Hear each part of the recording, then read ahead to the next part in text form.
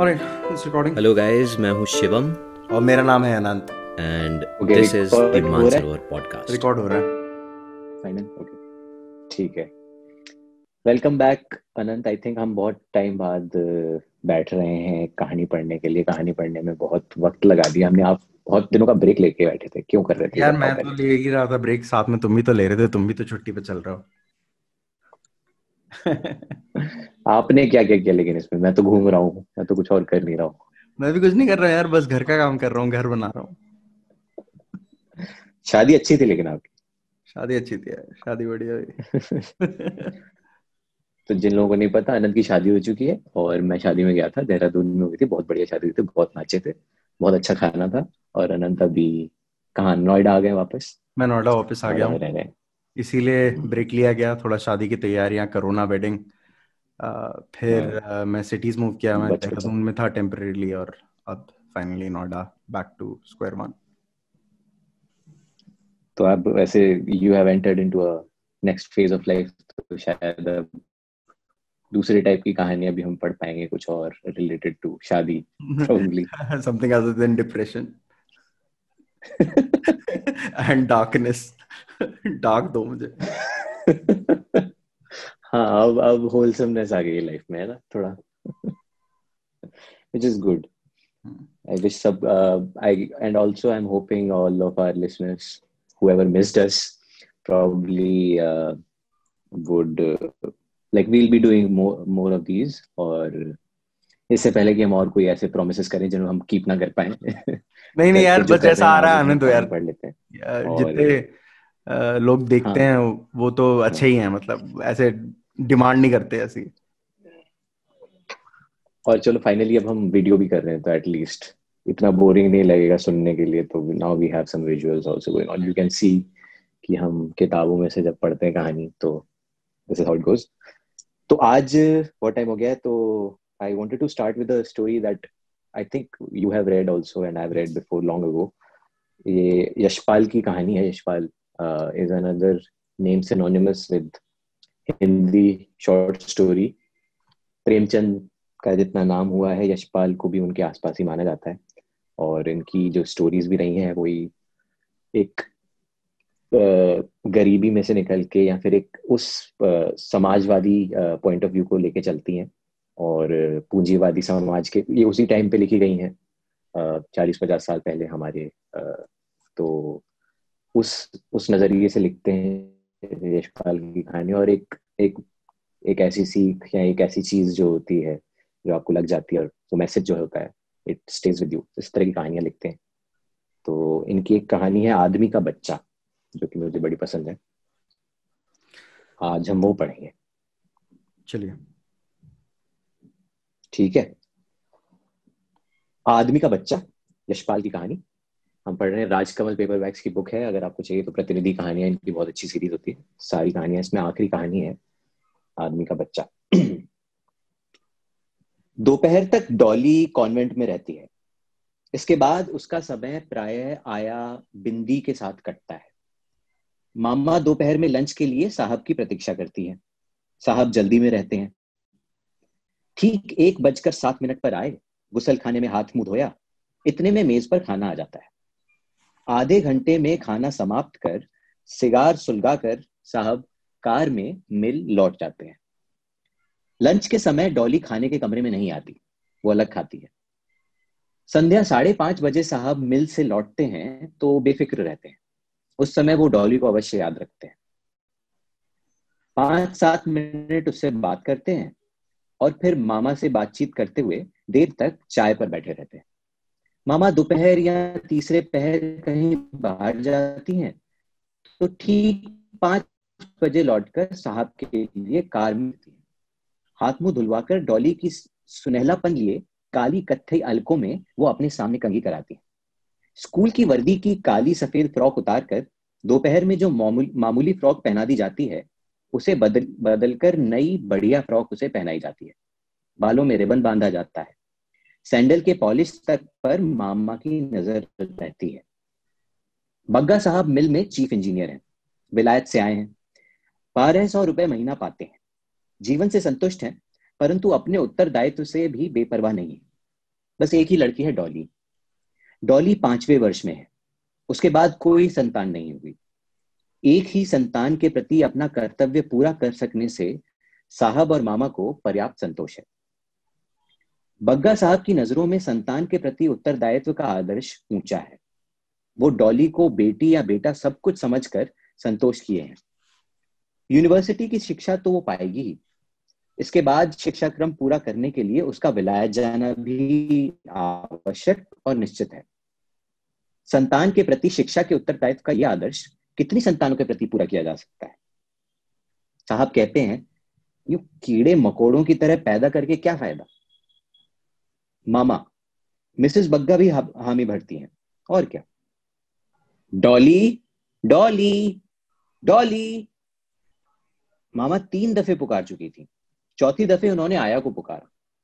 कोई उत्तर न पाकर वो खिसियाकर स्वयं बरामदे में निकल आई। अभी उन्हें स्वयं भी कपड़े बदलने थे। देखा बंगले के पिछवाड़े से, जहां धोबी और माली के क्वार्टर्स है, आया डॉली को पकड़े लिए ला रही है। मामा ने देखा और धक्के से रह गई। वो समझ गई कि डॉली अवश्य माली के घर गई होगी। 2-3 दिन पहले मालिन के बच्चा हुआ था। उसे गोद में लेने के लिए डॉली कितनी बार जिद कर चुकी थी। डॉली के माली की कोठरी में जाने से मामा भयभीत थी।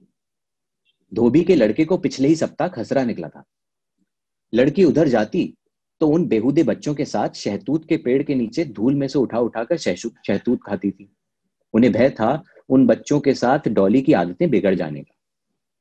आया इन सब अपराधों का उत्तरदायित्व अपने ऊपर अनुभव करके भयभीत थी। मेम साहब के सम्मुख उनकी बेटी की उच्छृंखलता से अपनी बेबसी दिखाने के लिए वो डॉली से एक कदम आगे उसकी बाह थामे यूं लिए आ रही थी, जैसे स्वच्छंदता से पत्ती चरने के लिए आतुर बकरी को जबरन कान पकड़कर घर की ओर लाया जाता है। मामा के कुछ कह सकने से पहले ही आया ने ऊंचे स्वर में सफाई देना शुरू किया। हम जरा सैंडल पर पालिश करें कि तई भीतर गईं। हमसे बोली कि हम गुसल खाने जाएंगे। इतने में हम बाहर निकलकर देखें तो माली के घर पहुंची हैं। हमको तो कुछ गिनती ही नहीं। हम समझाएं तो हमको उल्टा मारती हैं। इस पेशबंदी के बावजूद आया को डांट पड़ी। This is very silly. मामा ने डॉली को अंग्रेजी में फटकारा। अंग्रेजी के सभी शब्दों का अर्थ न समझकर भी डॉली अपना अपराध और उसके प्रति मामा की उद्विग्नता समझ गई। तुरंत साबुन से हाथ मुंह धुलाकर डॉली के कपड़े बदले गए। 4:20 हो चुके थे, इसलिए आया जल्दी जल्दी डॉली को मोजे और सैंडल पहना रही थी और मामा स्वयं उसके सिर में कंघी कर उसकी लटों के पेंचों को फीते से बांध रही थी। स्नेह से बेटी की पलकों को सहलाते हुए अचानक गर्दन पर कुछ दिखलाई दिया। जूं वज्रपात हो गया। निश्चय ही जूं माली और धोबी के बच्चों की संगत का परिणाम थी। आया पर एक और डांट पड़ी और नोटिस दे दी गई कि यदि फिर डॉली आवारा गंदे बच्चों के साथ खेलती पाई गई तो बस बर्खास्त कर दी जाएगी। बेटी की ये दुर्दशा देख मां का हृदय पिघल उठा। अंग्रेजी छोड़ वो द्रवित स्वर में अपनी ही बोली में बेटी को दुलार से समझाने लगी। डॉली तो प्यारी बेटी है, बड़ी ही सुंदर, बड़ी ही लाडली बेटी। हम इसको सुंदर सुंदर कपड़े पहनाते हैं। डॉली, तू तो अंग्रेजों के बच्चों के साथ स्कूल जाती है ना, बस में बैठकर। ऐसे गंदे बच्चों के साथ नहीं खेलते। मचलकर फर्श पर पांव पटककर डॉली ने कहा, मामा हमको माली का बच्चा ला दो, हम उसे प्यार करेंगे। छी, मामा ने समझाया, वो तो कितना गंदा बच्चा है। ऐसे गंदे बच्चों के साथ खेलने से छीछी वाले हो जाते हैं। इनके साथ खेलने से जुएं पड़ जाती हैं। वो कितने गंदे हैं, काले काले। हमारी डॉली कहीं काली है? आया, डॉली को खेलने के लिए मैनेजर साहब क्या ले जाया करो। वहां वो रमन और ज्योति के साथ खेल आया करेगी। इसे शाम को कंपनी बाग में ले जाना। डॉली ने मां के गले में बाहें डालकर विश्वास दिलाया कि अब वो कभी गंदे और छोटे लोगों के काले बच्चों के साथ नहीं खेलेगी। उस दिन चाय पीते पीते बग्गा साहब और मिसेस बग्गा में चर्चा होती रही कि बच्चे न जाने क्यों छोटे बच्चों से खेलना पसंद करते हैं। एक बच्चे को ही ठीक से पाल सकना मुश्किल है, जाने कैसे लोग इतने सारे बच्चों को पालते हैं। देखो तो माली को, कमबख्त के 3 बच्चे पहले हैं, एक और हो गया। बग्गा साहब के यहाँ एक कुतिया विचित्र नस्ल की थी। कागजी बादाम का सा रंग, गर्दन और पूंछ पर रेशम के से मुलायम और लंबे बाल, सीना चौड़ा, बाहों की कोहनियां बाहर को निकली हुई, पेट बिल्कुल पीठ से सटा हुआ, मुंह जैसे किसी चोट से पीछे को बैठ गया हो, आंखें गोल गोल जैसे ऊपर से रख दी गई हो। नए आने वालों की दृष्टि उसकी ओर आकर्षित हुए बिना नहीं रहती थी। यही कुतिया की उपयोगिता और विशेषता थी। 250 रुपया इसी शौक का मूल्य था। कुतिया ने पिल्ले दिए। डॉली के लिए यह महान उत्सव था। वो कुतिया के पिल्लों से के पास से हटना ही ना चाहती थी। उन चूहे जैसी मुदी हुई आंखों वाले पिल्लों को मांगने वालों की कमी न थी, परंतु किसे दें और किसे इनकार करें? यदि इस नस्ल को यूं बांटने लगे तो फिर उसकी कद्र ही क्या रह जाए।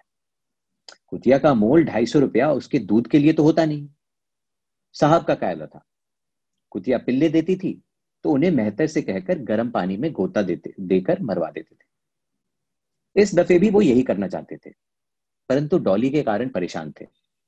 आखिर उसके स्कूल गए रहने पर बैरे ने मेहतर से काम करवा डाला। स्कूल से लौटकर डॉली ने पिल्लों की खोज शुरू की। आया ने कहा, पिल्ले मैनेजर साहब के यहाँ रमन को दिखाने के लिए भेजे हैं, शाम को आ जाएंगे।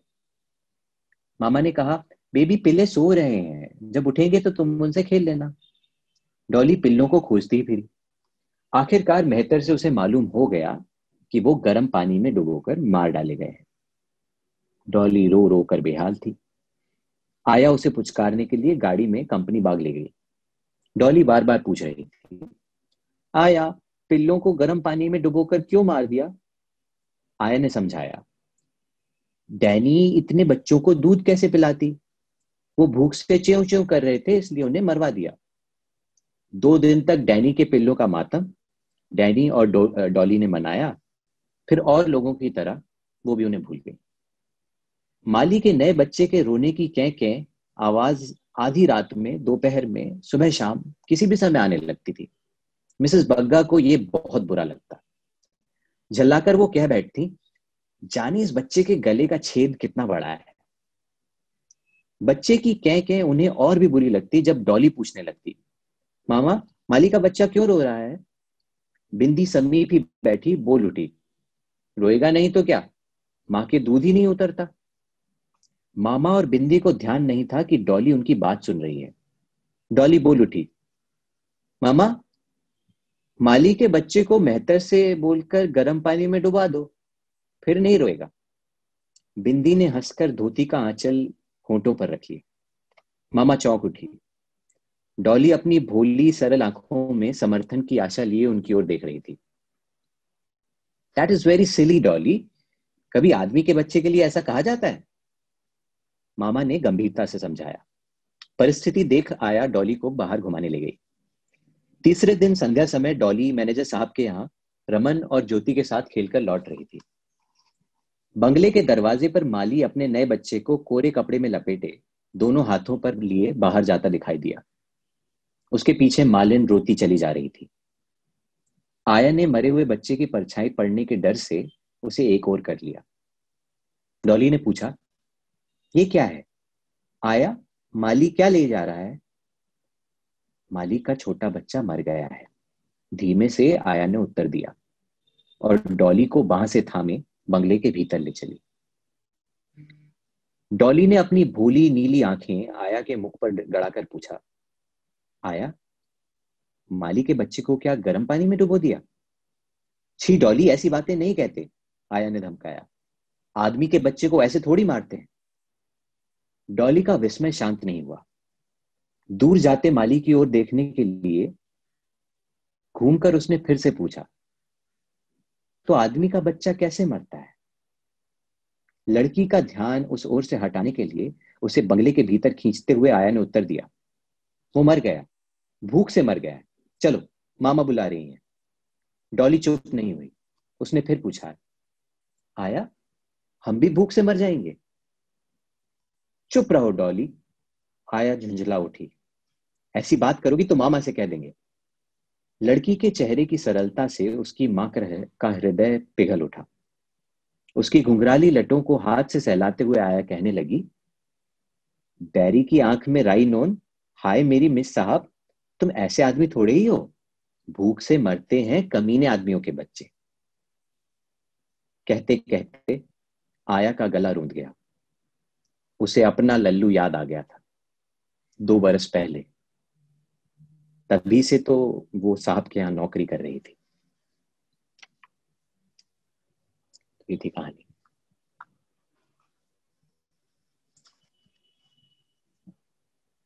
आपकी आवाज नहीं आ रही। I'm on mute, I'm on mute. Yeah, I was saying कि ये बच्चों को ऐसी चीजें क्यों पढ़ाते हैं यार ये, but this is, I don't know, this is mature reading. Like kids should not be exposed to so much tragedy. I don't know. Oof. आदमी का बच्चा कैसे मरता है, काफी। लेकिन ये एक चीज तो है, ये इस टाइप की एक कहानी मेरे दिमाग में मैं एक कहानी लिख रहा था शॉर्ट फिल्म के लिए, कि एक छोटा बच्चा जब मौत को पहली बार, मौत से पहले देखता है, जैसे इसमें डॉली पहली बार दिखती है, फिर उसको पहले तो कुत्ते के बच्चे मरते हुए उसको पता होता है कि ठीक है मरवा दिए, उसको बताते भी नहीं, ऑब्वियसली हम बताते नहीं बच्चों को क्या होता है मरना। तो what do they like, how a person that age can understand कि मौत क्या होती है और मरना क्या होता है। It's so hard to understand, क्योंकि ये चीज तो बड़े लोग भी नहीं समझ पाते after a certain age. I don't know, man. Kids, it's what is the first death that you remember? Like, what is your first experience with death? नहीं, हाँ, सो आई नो कि मेरे जब सबसे पहली मेरे दादा दादी और नाना नानी सब टोटल 1.5 years के अंदर चारों लोग चले गए। तो और मैं था तब डॉली की उम्र का ही रहूंगा, मतलब 8 साल, 7-8 साल का था।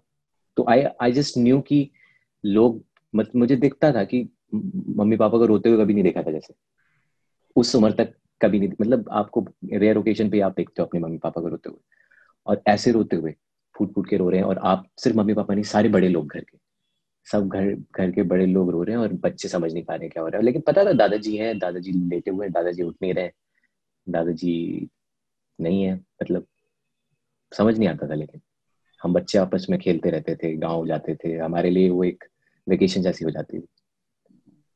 मुझे याद है, like my first experience was my दादाजी लीविंग हिज बॉडी। और उसमें भी ऐसा हुआ कि मतलब मेरे को और भाई को आई थिंक इतना ज्यादा शॉक हुआ that we went into high fever, और हम 2 दिन तक बेसिकली हम रोना शुरू किए, और फिर फीवर, और फिर बेसिकली हम लोग बीमार पड़ गए दोनों। और देन और ये कितने बड़े थे आप तब? I was I was 8, 10. I was 10. 10th में था मैं, 4th क्लास में था, 10 साल का बच्चा। So yeah, but 1200 रुपये महीना कमाते थे बग्गा साहब, काफी होता था उस समय।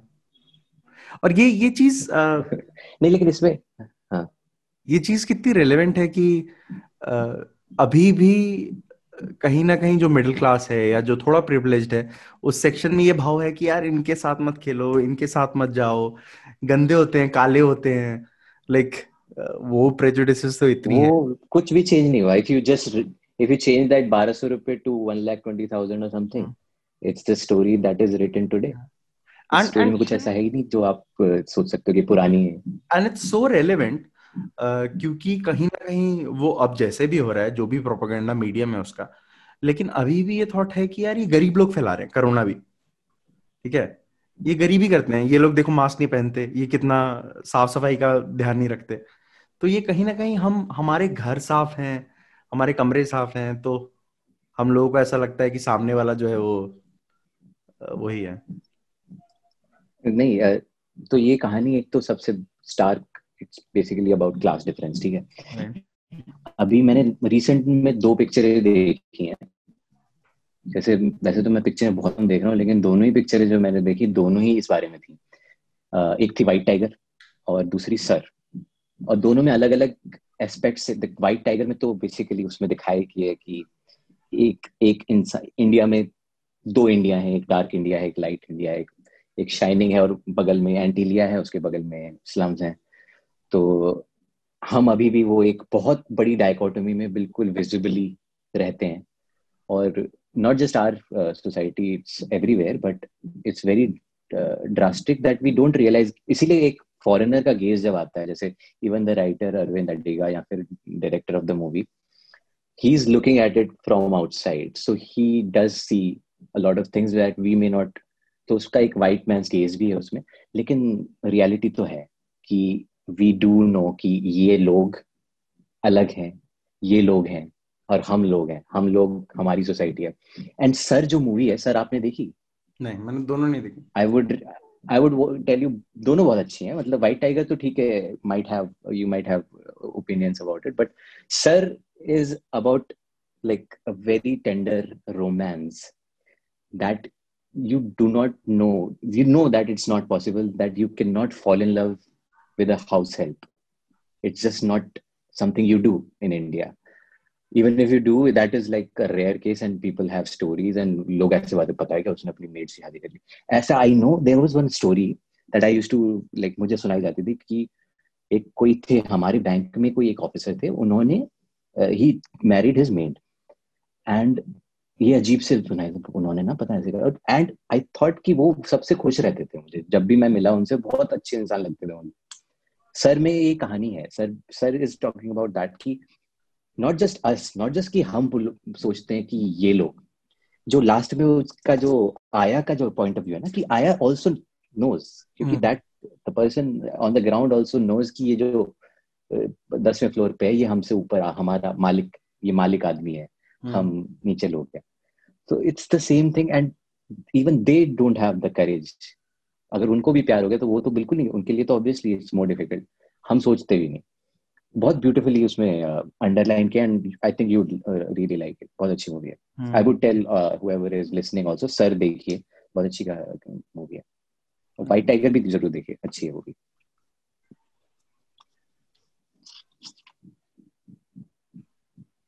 Like I did not expect, लेकिन इसमें लेयर्स जैसे हुई। एक तो पहले डॉगी से स्टार्ट किया एंड देन माली का बच्चा फिर वैसे मर गया भूख से, और फिर उसमें आया कि आया who is like the silent protagonist on the side.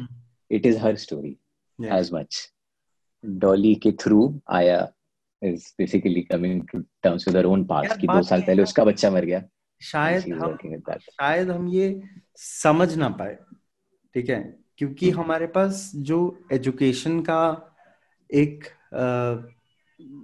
जो भी है, आपकी प्रिविलेज है या जो भी है, बट जो हमारे पास एजुकेशन है वो शायद होप कोई ऐसा टाइम ना देखे या कोई एक्सपीरियंस ना करे। But I think no matter how much you can sympathize with it, you cannot fully know the situation कि भूख क्या भूख क्या होती है, ये एक्सपीरियंस करना। लाइक इट्स ओके कि हाँ भूख लग रही है, बट भूख से मर जाना वो एक चीज है जहाँ जो जिस सिचुएशन के पास ना तो तू गया है कभी, ना मैं गया, ठीक है, कि कभी ऐसा 2 मील नहीं मिल रही है, 3 मील नहीं मिल रही है। I've never experienced that, thankfully. Obviously, but like it's more than ever it is visible to us and accessible to us information. अब हम चाहे गरीब के पास क्या नहीं है, क्या है, या हमें देखने के लिए आंखें हमारे पास बहुत ज्यादा हो गई हैं। We have all the resources in the world to understand कि क्या problems हैं, but yeah, this is the world we live in and इसमें हम ऐसी कहानियां ही लिख सकते हैं, but the point of all of this is to make a change somewhere. Like White Tiger does go about it, like how that guy goes about from like a poor driver to is like कि there are only few ways up. कुछ ही तरीके हैं मेरे पास कि मैं वो बड़ा आदमी बन जाऊं। कैसे बन जाऊं? हर कोई गेम शो में जाके करोड़ रुपए नहीं कमा सकता। उन्होंने स्लम डॉग मिलियनेयर के ऊपर भी वो डाला है कि this is a more realistic story. I watched another film on the same line, Sudhir Mishra की Serious Man. which was also मैंने another अभी like परसों देखी वो. another हाँ काफी इंटरेस्टिंग मूवी है वो भी, बहुत अच्छी इंटरेस्टिंग लगी मूवी मुझे, है. मतलब काफी कुछ उसमें, हाँ उसमें it goes on Same a themes. Different level at the end I think. हाँ Yeah. Themes are very similar.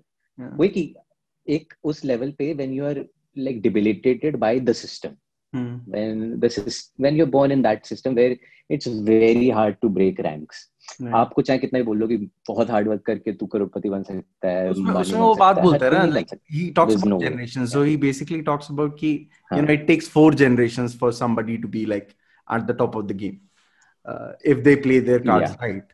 yeah Then it takes 4 generations of education or whatever to reach that. So yeah yeah yeah. it all depends on where you are and what your If you hits don't are. commit a crime in White Tiger, he says then there's the other way to reach it quicker, and then he takes that like the route of criminality basically, Right. and he does shit. So and then we say कि गरीब लोग murder करते, गरीब लोग crime करते हैं. Well, there's a situation that we create, there's a situation that the system creates, and then there's so much. They have the choice, we all have the choice. Someone might take that route, and we cannot really totally blame only that person to take that route or some other route. इसमें से अब सोचो आया अभी, like if there was a white tiger, तो white tiger में क्या होता, आया फिर वो बच्चे को किडनैप करके ले जाती और उससे फिर कुछ मांगती और बोले मेरे पास, अब उसको पता है उसकी लाइफ में वो कभी नहीं कर पाएगी, उसकी लाइफ ही is set on that. So there just no way, like how would you. और हमारा सिस्टम, हमारी government, we just do not have enough like spare apparently to take care of that. हमारे taxes probably do not And the do disparity enough. that you were talking about, like the difference between the rich and the poor or the class divide, it's so apparent in India. It's so wide. Like for example, if you look at somebody in Europe, the difference between a rich man, like okay doing person, a rich person, and Middle a class you can poor say. person, Rich तो ठीक है, rich तो will yeah, yeah. it's very Middle less. class Like, versus the poor. इतना ज्यादा Yeah. नहीं है. वहां का गरीब भी बहुत ज्यादा गरीब नहीं है. बट मतलब हाँ है, टोटल, गरीब भी है. हाँ अमाउंट गरीब हैं सब. यूएस में I saw the homeless situation, जो कि है काफी ज्यादा है, लेकिन यूएस में there is issues that people die of other kind of like it's the only country in the world, US, वहां पे ओबेसिटी से मरते हैं गरीब लोग कई बार, क्योंकि वहां पे food is not just, food isn't. India में लाइक गरीब आदमी के पास फूड नहीं है, basically you'll see malnourishment, and whenever you see a poor person in India, वहाँ पे food is cheap. America में if you're poor you can still, like you'll get food, but you'll not have a house to live in. Basically being poor means homeless. That's why the situation is called homeless. वहाँ पे homeless is the term. हमारे यहाँ homeless के अलावा भूखे and कपड़े नहीं है, all of that. So अपनी situation plus of course population तो है ही. So what can we, like it's just what it is. ठीक है तो. But I love the story, and I think वही उस टाइम पे शायद उतनी नहीं समझ में आती ये कहानियां. Like if you make a short movie on this story, it still like sticks as good as any other story, like pretty much. Actually बनाई जा सकती है इस पे. I would like to watch. और कोई अगर white person इसका English translation पढ़ेगा, they'll be like, oh my god, this story is so poignant, so tender. But the thing about the story is कि we all know Anaya, we all know somebody like this. This has happened. Yeah, like, yeah. It happens every day around us. Yep, that is the problem. तो हम लोग थोड़े इसीलिए तो ज्यादा ही हो चुके हैं. हम लोग इस बारे में बात कर पा रहे हैं without awe, and it's just a sad disappointment more than anything. Yeah. So well, I think ये स्टोरी से हमें जो भी है, जो एक सच्चाई जिसको हम सब जानते हैं, उसी का बस एक आई थिंक एक तमाचा जैसा हमारे चेहरे पे है. इससे मुझे एक मूवी और याद आती है, फैंड्री. वो भी बहुत बढ़िया पिक्चर है इसी का, क्लास डिवाइड के ऊपर. वो भी एक तमाचे की तरह एंड होती है. वो आई थिंक वो सब हमें ऐसे तमाचे पढ़ते रहने चाहिए, थोड़ा हमें अपनी लकी और अपनी प्रिविलेज का थोड़ा सा हमें ज्ञान होता रहे तो अच्छा है. और I think it makes you हमने योर जिन फीट ऑन द जिन ग्राउंड. फिल्म्स के बारे में बात करी है वो हम ऐड कर देंगे नीचे नाम, एटलीस्ट रिकमेंडेशंस हाँ, में. डिस्क्रिप्शन में या और जो भी हमें लगता है इससे रिलेटेड कहानियां हो सकती हैं उनके भी लिंक्स नहीं तो नाम तो डाल ही देंगे. चलिए फिर मिलते हैं. ऑलराइट. ठीक है गाइस. ठीक है, नेक्स्ट टाइम प्रोबब्ली अगर आप कहीं ऑडियो ओनली सुन रहे हैं तो सब्सक्राइब कर लो. कोशिश करेंगे, वादा नहीं करेंगे कि और लाएंगे वीडियोस, बट नहीं और लाएंगे और अच्छा लाएंगे. हाँ. या चलो, thank you guys. This is just an experiment. Hope this alright, works out. See you See you guys. Bye.